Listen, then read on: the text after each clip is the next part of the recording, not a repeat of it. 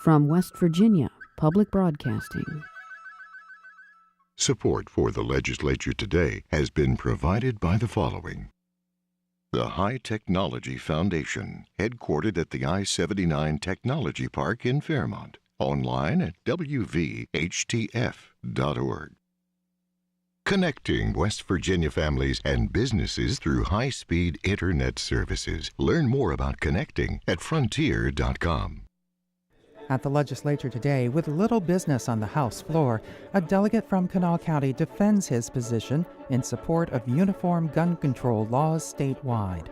And a special report tonight on veterans. A survey conducted at the legislature's request indicates that 20% of the veterans surveyed are at risk for suicide, while half show signs of post-traumatic stress disorder and depression. We'll talk about assistance to veterans tonight on the Legislature Today.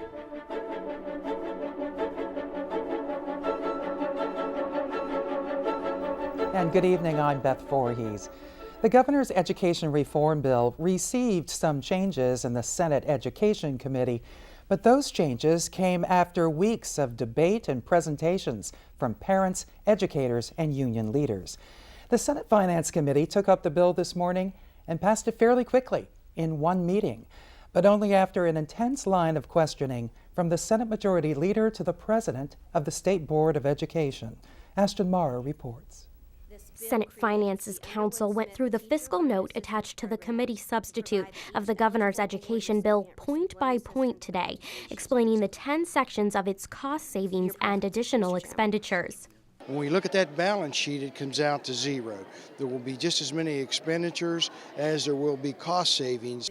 One of the biggest expenditures is the more than $3 million to create a full-day, 5-day-a-week pre-K program by the 2016-2017 school year.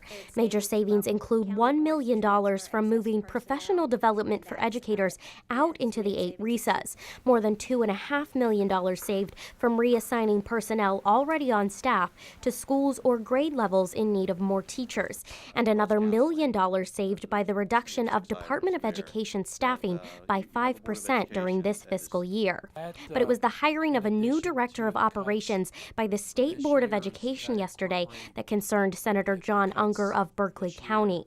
He says if the board is just shifting money allocated for the Department of Education to itself, then they aren't really reducing costs. If there's a position that goes unfilled in the West Virginia Department of Education, all you would have to do is shift it over to the Board of Education. On the spreadsheet that the Department of Education would show a decrease, but you would have an increase, but they would be able to meet the letter of the law, the 5% decrease, as they shift these unfulfilled positions over to the Board of Education, right? I mean, it sounds like if you did it now, we could do it in the future, right? Senator, I assume so, but I would like to think that the people in this process have integrity, and we know we're going to be standing here answering questions. Linger explained the $104,000 salary paid to the board's new position, a position created during their work to respond to the education audit, is coming from a funding stream that already exists in the Department of Education. With that, the committee voted. Question then is on passage. All those in favor indicate by saying aye. Aye. Opposed, no. No. The ayes clearly have it. And passed Senate Bill 359, with Senators Unger, Chafin, Yost, and Facemeyer voting against it. But Senator Unger's rally for reform and accountability didn't stop in the committee room. He brought his concerns here to the Senate floor with a proposed constitutional amendment. According to the West Virginia Constitution, the governor appoints members of the State Board of Education to 9-year terms. Unger's amendment would change that to a vote by the citizens, something he says is done with local boards and in every other branch of government, and allows the voters to hold them accountable. Unger says the members of the board have too much influence in policymaking to not be held accountable by anyone. There's 115 policies that actually are produced by the State Board of Education that has really no oversight from any branch of government. Now, I want to show you something. This right here is West Virginia state law, annotated. These are all the state laws that we passed for education. And I couldn't carry them all. But this right here represents just 4 education policies, 4 of the 115 that the State Board of Education passes down to the counties. Now, in order for me to get all of them here, I would have to have 31 books. Unger goes on to say that the focus of the reform has been on teachers, especially on hiring practices. And with this amendment, he's proposing reform from the top of the ladder down. They're hiring people without even appropriation from the West Virginia Legislature because they're reaching in, taking money that was appropriated to the West Virginia Department of Education that's supposed to go to our children for education, and they're taking this to hire staff. Now, I'm not debating the issue that staff person's needed. That staff person may be needed.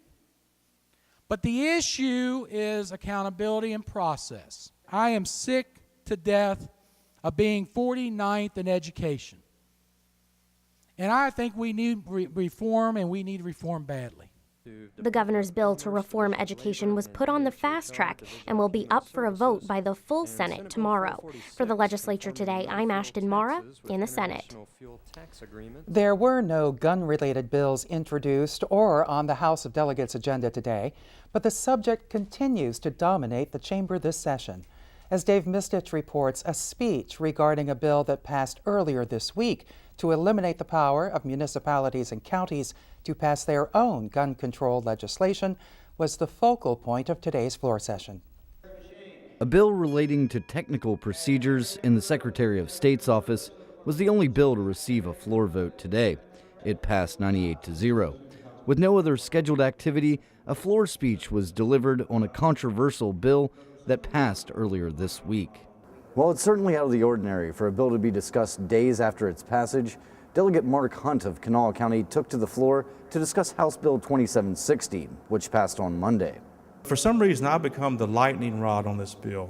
I don't know why, other than the fact that I stood up and said a few remarks. I wasn't a sponsor of the bill. I supported the bill. But the bill passes House 94-4. That says it all right there. 94-4, there's a word for that. It's called mandate. Hunt also read articles from Charleston newspapers quoting Mayor Danny Jones on the gun ordinance bill before citing statistics from an FBI chart on gun-related violence.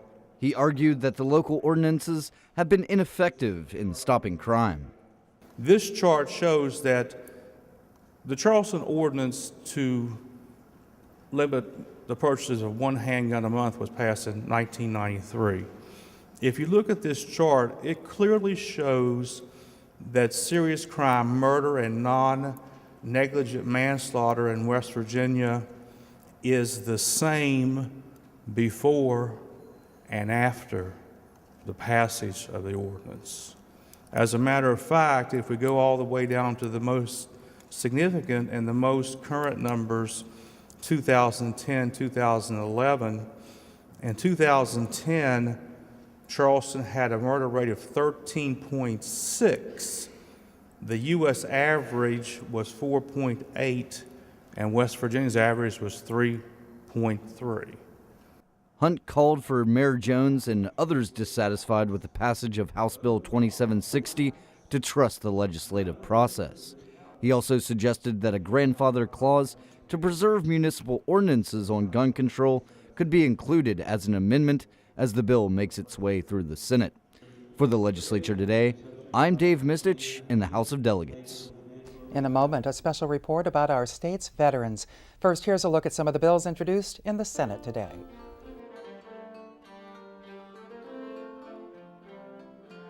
Among the bills introduced in the Senate today, Senate Bill 521, to create an amnesty program for drivers with suspended licenses based on non-payment of certain court fees in order to allow them to obtain their legal driver's license without payment of tickets 10 years old or older.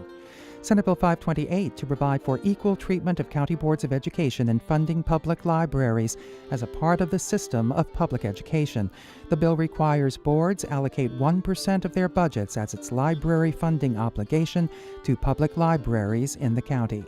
Senate Bill 530 to provide additional money for regional jail expenses by placing a $50 surcharge on bail bonds.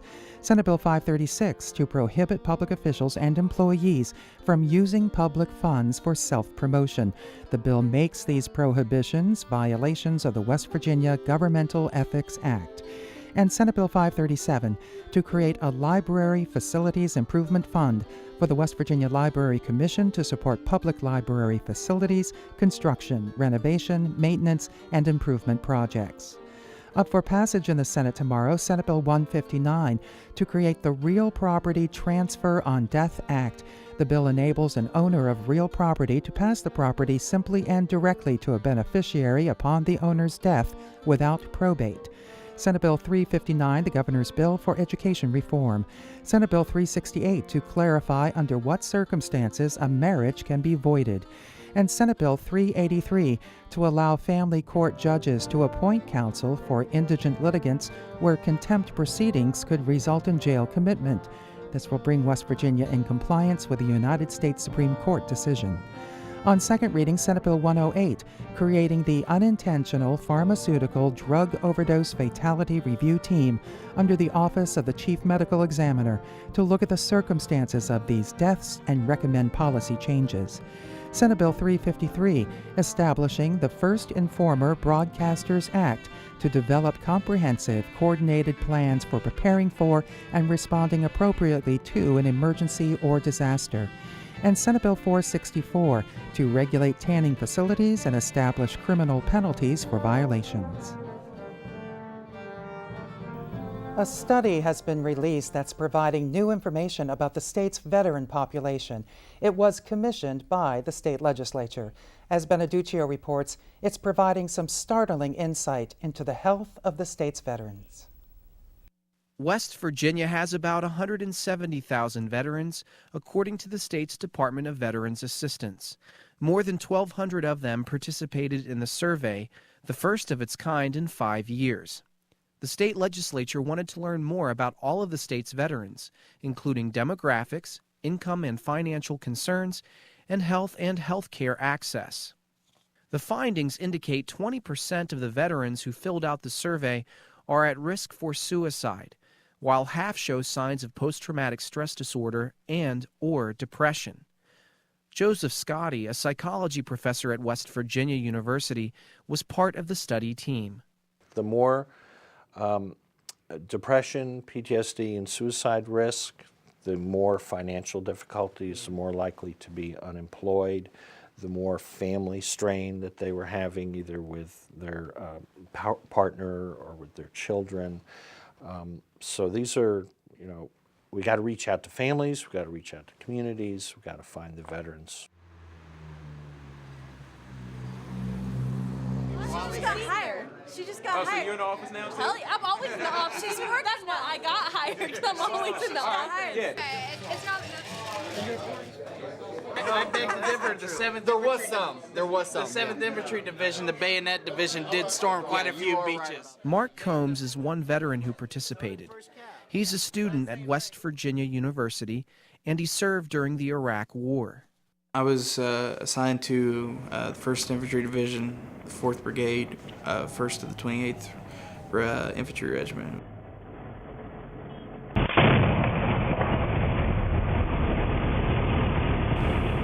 It went from a nice, pretty day in Baghdad to, your truck was filled with smoke, you couldn't breathe, you couldn't see. You're just trying to get out because you wasn't for sure if your truck was going to catch on fire. And you weren't for sure who was dead and who was alive in your truck. And, thank God, every time we were hit, it just worked out that nobody was hurt too bad. The issue with all the veterans, and I think a main point of this report is we have to reach out to the folks who are not going to the VA, which is about half of the sample, which is similar to what we found in the earlier survey. So we got half of the veterans, and if that's representative of the full number in the state, that's a lot of people are not going to the VA or haven't gone regularly, haven't gone regularly, or haven't gone for over 2 years. Mark Combs survived 3 IED explosions during his tour in Iraq, where he was in some of the most intense fighting of the war during the surge in Baghdad. He says he stopped going to the U.S. Department of Veterans Affairs because of his frustration with their inability to understand his issues with post-traumatic stress. You go in, they ask you the same questions. They don't remember who you are. Every time they just want to talk about the same things. How, did you see your friends die? Did you kill anybody? Eventually you just get tired of talking about that. Yeah. And you'd much rather just stay at home and live with your own nightmare than go and have them open old wounds and rub salt in it. Scotty says the VA can't do it alone.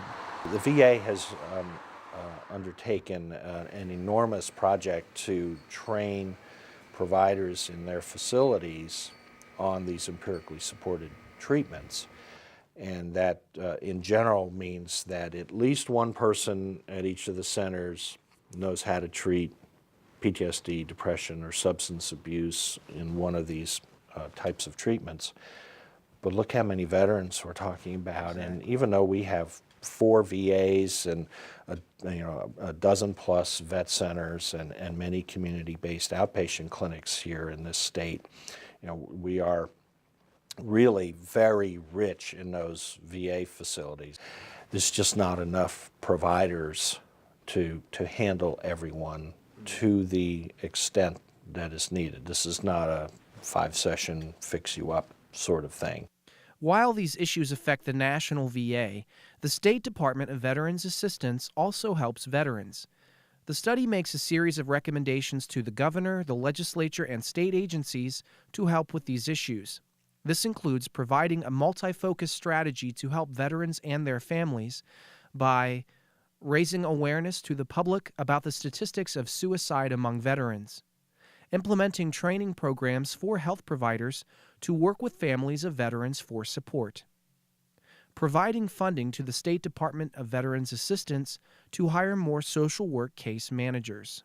They can have caseworkers that are completely dedicated to them, and it's not one state, one caseworker that's got 30, 40 people. It's, one to 5. Monongalia County Delegate Barbara Evans Fleischauer is a member of the Select Committee on Veterans Affairs. I'm not 100% sure that we're going to have a bill that's going to solve everything this session, or even a financial package that's going to solve everything this session, but we need to refine what we might do and do it right. We want to, we want to base our decisions on data and try to do something that is constructive.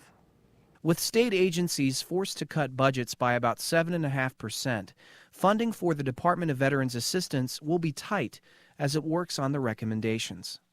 Whether they can add additional social workers and a clinical, a person that can supervise the social workers, I don't know. But it seems to me that this might be time to start asking for that and saying this is a priority issue in our state.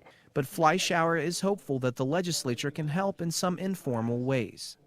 We have 3 medical schools, and we fund them, and we can work with the medical schools to make sure this is included in their regular curriculum. Other key data reveals 10% of the veterans who participated were homeless at some point in their adult lives. Scotty says an increasing number of female veterans are homeless. The survey lists recommendations to help with those issues as well. For West Virginia Public Broadcasting, I'm Beneduccio in Morgantown. The Division of Veterans Affairs was upgraded to a cabinet-level department by Governor Tomlin in 2011. It is now the Department of Veterans Assistance, with 17 field offices and 2 claims offices statewide. The department assists veterans and their dependents to obtain all the benefits that they're entitled to. Joining us tonight is the Deputy Secretary of the Department of Veterans Assistance, Billy Wayne Bailey, a former member of the State Senate. Nice to see you again. Nice to see Welcome. you, Beth. What was your reaction to the results of this survey? Well, I heard it earlier. I'm a month ahead of everyone. I was there when they testified before the committee. Mm-hmm. It's shocking, But you know, with almost 10% of the population being veterans, it's not surprising. With the cutbacks we do see in Washington, for some reason, Washington loves the Defense Department to give them plenty, but then when they create the veteran, there's always a cutback on what we can do for that veteran. I've been working with other agencies to fill in that gap that they've mentioned, and we're getting ready to put a broad program together, utilizing all the different agencies of state government. Does it help that now it's a cabinet level department of Yes. the Secretary of Veterans Assistance sits there with the rest of the secretaries around the Yes, governor? that helps very much. How has it helped? Well, when you're a department, and you're when you're a department, you're the department. You're Right. one. Yeah. The cabinet secretary answers directly to the governor. When you're a division of that department, you may be one of 5 or 10 divisions in this one department. So when you're the department, you can take your grievances directly to the governor. And when you're a division, that poor department head saying, well, I've got this one over here that's bickering about this and that one over there, and sometimes you get mentioned to the governor, sometimes you don't. And it's not anyone's fault. It's just the nature of the beast. But by being a department, sometimes I sit in on cabinet meetings when the secretary can't be there. I mentioned to the governor that every department of state government has something to offer a veteran. And his direction to the other departments was, visit with Billy Wayne at the end of this meeting and let's see what we can all do, because we don't want to duplicate services because we waste money that way. The young veteran, Mark Combs, talked about there needs to be more caseworkers, there needs to be more Yes. social workers. Right. You have very few of them, Have but the 4. department, you have 4. The Department of Health and Human Resources has a lot of them. Yes. They're busy though. Can they be trained to help you with veterans? Well, here's what happened, Beth. I found when I first came on in October of 11 as deputy secretary, and dealing, I went to Washington to deal with SIMSA, which is mental health, national mental health, and they were targeting National Guard veterans and veterans. What I found, there's no question when you go to DHHR, there's no question on are you a veteran? On the questionnaire they ask you before they enroll you in their program, are you a veteran? Should they? Yes. No. So I've got that there now. I see. So now they ask, are you a veteran? Because we can take that veteran to another level and point him in a direction. We can get the emergency help at DHHR and then get him into the VA system, federal VA system, which is well funded, and help him to the next level. Another issue is job opportunities for veterans once they come home. Yes. The military trains them. They have great training at a variety of levels. So how does West Virginia take advantage of all this great military training that they have? Well, we've been working with the chancellor of community colleges, Chancellor Skidmore, and we are collaborating to find out how much training does that soldier, sailor, airman, Marine have in the military, and how can we translate that into civilian credits. Then how far do we need to take them to the next level? We may have someone who was a mechanic, great mechanic, then why should he go through a 2-year course in being a mechanic? Maybe he only needs 6 months to get him to that level, that certification, civilian certification. Right now, jet mechanics are in great demand around Clarksburg area because of the airport there. Well, let's take that jet mechanic, and instead of putting him in a 2-year program to be certified to work on those jets, let's get him in a 6-month program, a 3-month program. Let's have him teach the course. Right, let's let him teach. Right, because he's probably worked on jets with stuff going by his head that we don't, you know, under adverse conditions. We've also taken it another level with like combat medics. Yeah. What can we do to make them nurses or you know, the civilian equivalent? We're going to still watch this and how this goes. Billy Wayne Bailey, Deputy Secretary of the Department of Veterans Assistance. Thank you so very much. Thank you, Beth. It's been a pleasure. And here's a look at some of the bills introduced in the House today. Among the bills introduced in the House today, House Bill 2934 to allow 7th grade students to attend vocational school. House Bill 2938 to codify ethical standards for court reporters and entities providing court reporter services and to establish penalties and sanctions for violations. And House Bill 2940 to require regional meetings among county superintendents and county boards of education belonging to the same regional educational service agency. On second reading in the House tomorrow, House Bill 2046 to require wireless telecommunications companies to release location information of a missing person's cell phone in a timely manner to law enforcement in emergency situations. And House Bill 2497 to require applicants for licenses under the West Virginia Real Estate License Act to successfully pass criminal history record checks. And this has been the Legislature Today. Tomorrow, we'll hear more about Charleston's gun control ordinance. Mayor Danny Jones is our guest. Also, a special report on how home rule is working in the city of Huntington. We welcome your comments and questions about the issues at this legislative session. You can email us at feedback@wvpubcast.org. And full episodes of the Legislature Today can be viewed on our website. I'm Beth Voorhees. Thanks for joining us. Good night.